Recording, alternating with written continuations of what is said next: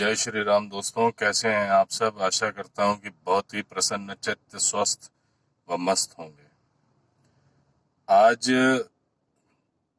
बहुत सारी विपदाएं, बहुत सारी दुरूह विचारधाराएं एक दूसरे से टकराती हुई प्रतीत हो रही हैं। ऐसा क्यों हो रहा है? भारत दो विभाजनों दूसरे विभाजन की तरफ क्यों बढ़ रहा है?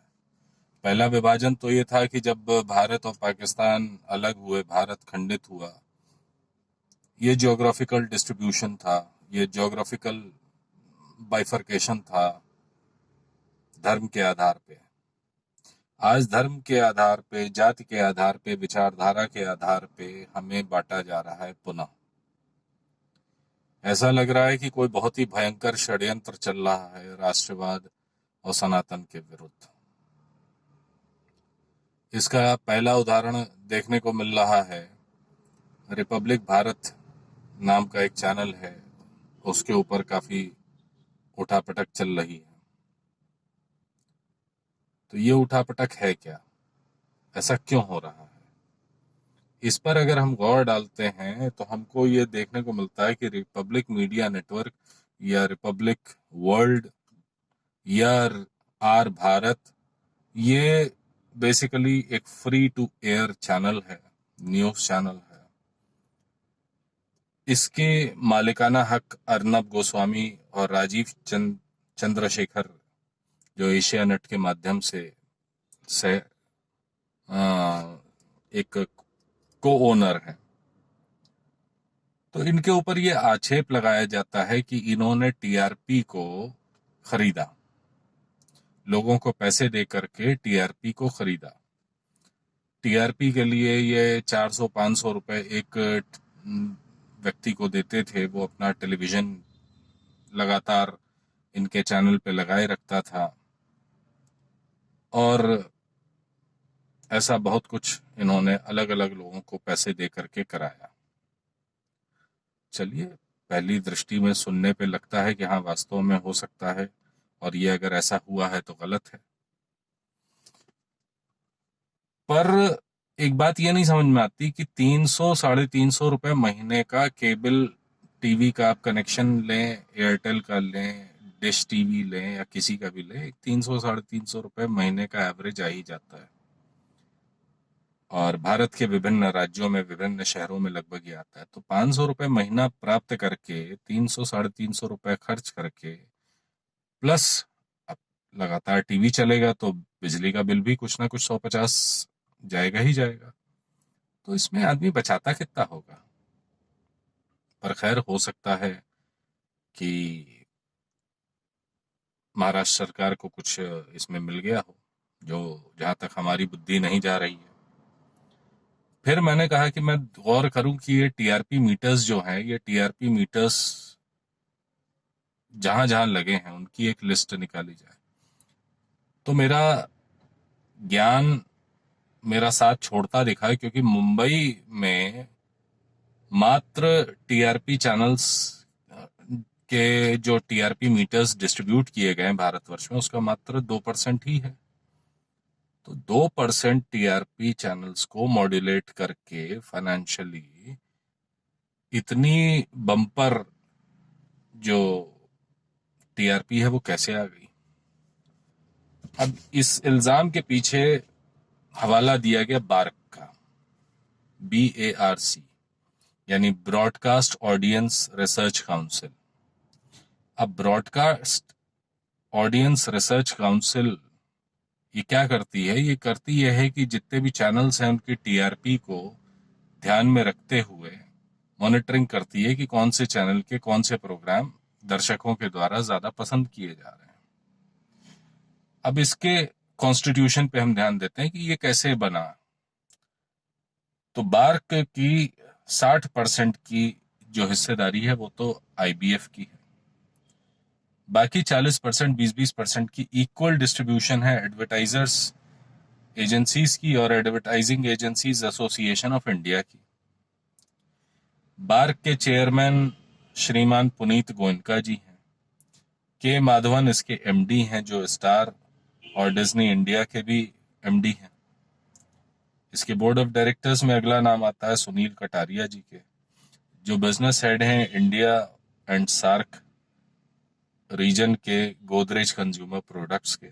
और इसी तरह के 5-6 नाम और हैं जो काफी स्थापित, काफी बड़े नाम हैं, काफी चर्चित नाम हैं। और मुझे नहीं लगता कि चलिए आम जनता को तो 400-500 रुपए दे करके खरीदा जा सकता है, गरीबी भारत में है, लोग आ सकते हैं, पर क्या ये सब भी आ गए? ये तो 400-500 रुपए में बिकने वाले लोग नहीं लगते हैं मुझे प्रथम दृष्टया, पर फिर भी चूंकि सरकार के एक बड़े विभाग ने इल्जाम लगाया है, तो मानने के अलावा हमारे पास चारा क्या है, हम तो जनता हैं। अब ये स्थितियां चल रही हैं। अब इसके पीछे हमने कहा कि ये कारण हुआ क्यों, ये इल्जामबाजी हुई क्यों, इसके ऊपर भी जरा ध्यान दिया जाए। तो मुझे देख करके बड़ी हैरत हुई कि जो बार का रिपोर्ट है उसमें आर भारत या रिपब्लिक वर्ल्ड या रिपब्लिक मीडिया नेटवर्क, इसका कोई नाम नहीं है। तो फिर इतनी बड़ी प्रेस कॉन्फ्रेंस क्यों की गई? क्या इसके पीछे पालघर पे शोधी पत्रकारिता है? सुशांत सिंह राजपूत के पीछे हाथ धो करके पड़े हुए रिपोर्टर्स हैं? या फिर हम अपने उत्तर प्रदेश हाथरस की बात कर लें कि उसमें ढूंढने के लिए लगातार प्रयासरत कि सच्चाई क्या है, वो खोजी पत्रकार हैं। जो भी हो, ये तो एक जांच का विषय है और मैं मांग करता हूं भारत सरकार से कि इस तरह की चैनलों की लड़ाई, मीडिया की लड़ाई, ये मूलतः भारत के मीडिया पे प्रश्न लगाने का एक तरीका है। और यदि मीडिया बिकता है, मीडिया निष्पक्ष नहीं है, तो फिर ये मीडिया के ऊपर भरोसा करना, और भारत में तकरीबन तकरीबन 130 करोड़ की आबादी में 55 से 60 करोड़ कनेक्शन हैं अलग अलग लोगों के पास, जो 300-500 रुपया माहवारी खर्च करते हैं। तो वो लोग इस खर्चे को बचाएं। जब मीडिया की वैधानिकता पे, मीडिया की निष्पक्षता पे ही सवाल उठ रहा है, तो क्या ये सही है?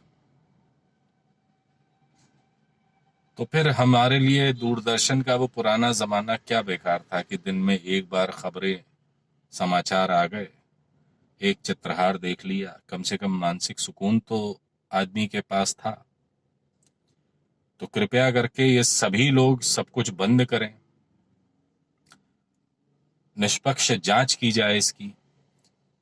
और इसमें कहीं ना कहीं महाराष्ट्र सरकार के एक बड़े नेता के सुपुत्र के भी किसी वाद में सम्मिलित होने का भी अंदेशा है, जिसकी वजह से इतना खुला हाथ, खुली छूट दी जा रही है,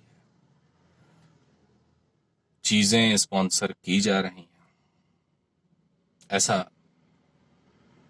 लगता है। तो हो सके तो उसकी भी जांच हो, क्योंकि एकदम से सबको क्लीन चिट मिलती दिखाई दे रही है, ये एक संशय पैदा करती है कि सुशांत सिंह राजपूत की पोस्टमार्टम रिपोर्ट क्या निकल के आई सामने। हमारी जो एजेंसी इतनी बड़ी ड्रग्स को इन्वेस्टिगेट कर रही थी, एनसीबी, उसने अगर कोई साक्ष्य उसके पास थे नहीं तो रिया चक्रवर्ती को गिरफ्तार क्यों किया? और अगर कोई साक्ष्य थे जिनके दम पे गिरफ्तार किया, तो फिर इतनी जल्दी बेल कैसे मिल गई? माननीय न्यायालय के सामने वो साक्ष्य रखे क्यों नहीं गए? तो बहुत सारे सवाल उठते हैं। इन सवालों का उत्तर ढूंढने की आवश्यकता है। मैं एक भारतीय नागरिक होने की वजह से यही उम्मीद कर सकता हूं कि मेरे भारत में सबको न्याय मिले, निष्पक्ष न्याय मिले और जल्दी मिले। जय हिंद, जय भारत, वंदे मातरम। नमस्कार।